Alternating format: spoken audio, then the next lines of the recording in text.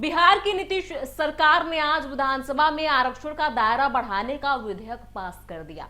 इस बिल के मुताबिक बिहार में अब पिछड़ा वर्ग, अत्यंत पिछड़ा वर्ग, अनुसूचित जाति, अनुसूचित जनजाति को 65% आरक्षण मिलने का प्रावधान है। अभी बिहार में इन वर्गों को 50% आरक्षण मिलता था। जातिगत जनगणना की रिपोर्ट पेश करने के बाद सीएम नीतीश कुमार ने राज्य में 65% आरक्षण करने का ऐलान किया था। बिहार में अभी आरक्षण की सीमा 50% है।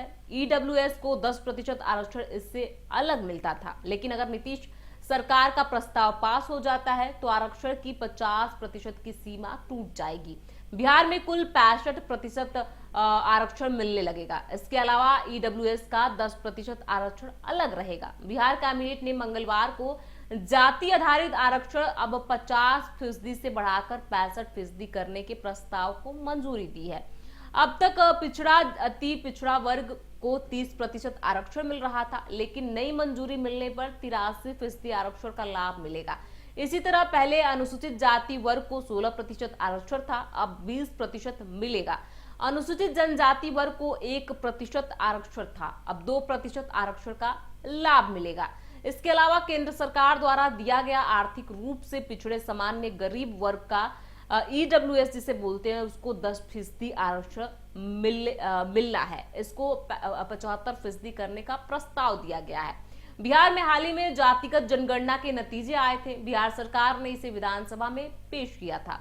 सदन में आरक्षण विधेयक पर बोलते हुए सीएम नीतीश कुमार ने कहा कि सभी पार्टियों की सहमति से फैसला लिया गया है।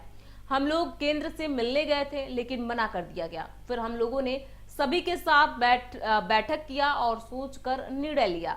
उन्होंने कहा कि 50% पहले से आरक्षण था, फिर केंद्र ने 10% सामान्य वर्ग के लिए दिया, हम लोगों ने उसे भी लागू किया। अब 15% और बढ़ा दिया गया है। इसके बाद अब राज्य में 75% आरक्षण हो गया है। बता दें, 2 दिन पहले ही नीतीश कैबिनेट ने आरक्षण का दायरा बढ़ाने के प्रस्ताव को मंजूरी दी थी। विपक्षी दल बीजेपी के कुछ विधायकों ने 4 संशोधन प्रस्ताव रखे थे, लेकिन मंत्री विजय चौधरी की सफाई के बाद वो प्रस्ताव आगे नहीं बढ़ाए गए। इसके बाद तालियों की गड़गड़ाहट के बीच विधानसभा ने आरक्षण का दायरा बढ़ाकर 75% करने का विधेयक पास कर दिया। बिल को अब विधान परिषद में पेश किया जाएगा। चूंकि सरकार और विपक्ष दोनों इस बिल पर एक साथ हैं, इसीलिए उसे वहां भी पास होने में कोई दिक्कत नहीं होगी। ऐसे में इस पूरी खबर पर आपकी क्या राय है, हमें कमेंट बॉक्स में लिख के जरूर बताएं। देश और दुनिया की ऐसी तमाम खबरों से जुड़े रहने के लिए देखते रहिए इंडिया न्यूज।